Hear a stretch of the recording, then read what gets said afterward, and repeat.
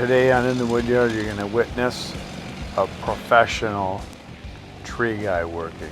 I don't know how much I can add to what he's doing, but this was the job that I did with Jason Hanstead. I did a little video, and then this guy here is Joe Hardy. He is a professional arborist, tree guy. He just does a lot of tree work, and he doesn't mess around. And now he told me, when I was talking to him, that he grew up in the woods with his grandpa, like starting at age like 12, cutting wood. And so he's had a saw in his hand for, I don't know, he's like 40 years old, so long time. And he's actually a millwright. He got into this as a full-time job, and now he does a lot of woodwork. And what he's doing is he's taking care of a lot of the crap wood that the bulldozers on this particular job pushed over from the railroad tracks, because they didn't want the trees to fall on the tracks. So he's cleaning up a mess, basically. It's nothing good about it, and there couldn't have been a worse day. It was windy and rainy and absolutely miserable, but I can tell he's the kind of guy that just doesn't care. He's going to get the job done, and he did that very well. He attacked all the trees, cut the logs out that he could, the stuff that the harvester can't handle, the bigger logs, the stuff that's too big. And he cut them into 8-footers, 10-footers, 12-footers, 14, whatever looked appropriate. Right now he's cutting some soft maple. There's some soft maple on his job. There was some oak.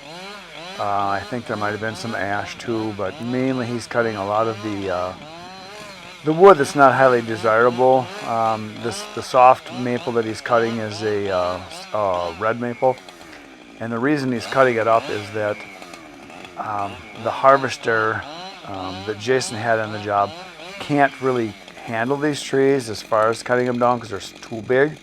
So he's doing a lot of the hand cutting now.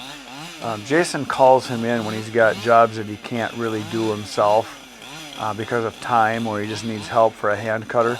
The saw he's using there is a 592 Husqvarna. It's got a 28-inch bar on it, or I think it's a 28-inch bar. And I talked to him a little bit, and he said that he just absolutely loves the saw. He said he just loves to eat. And he doesn't mess around. He just gets to work, pouring rain, miserable day, and he earned every penny of his pay that particular day. But he does a lot of tree removals, and it was a day that he couldn't do other jobs.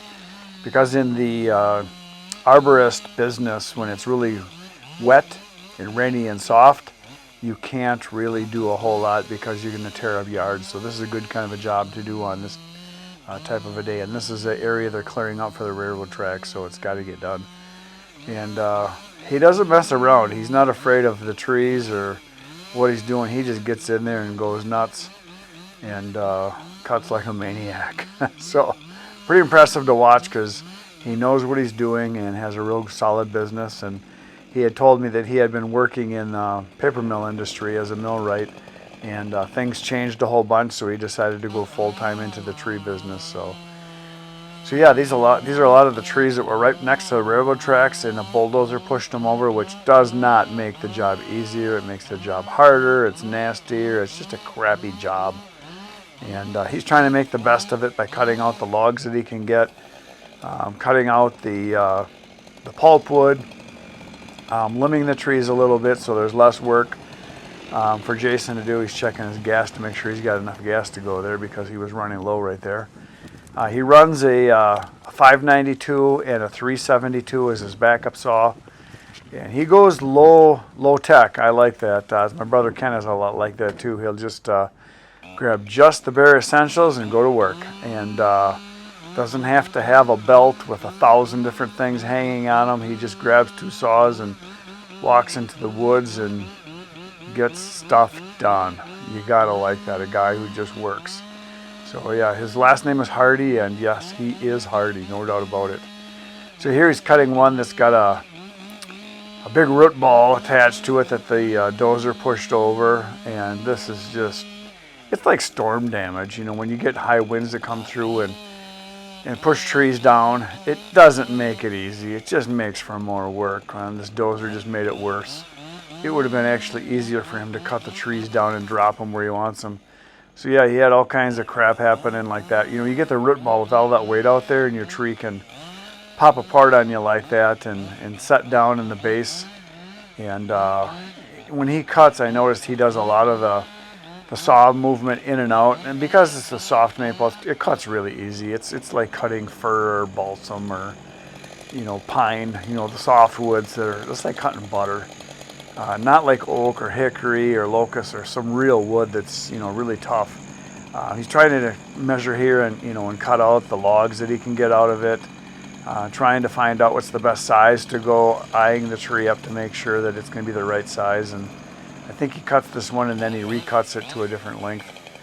But yeah, you got to like the 592 Husqvarna. It is just a serious saw. I know there's guys that are Steel fans, but I've run both the Husqvarna 592 and the Husqvarna 592 and the Steel 661.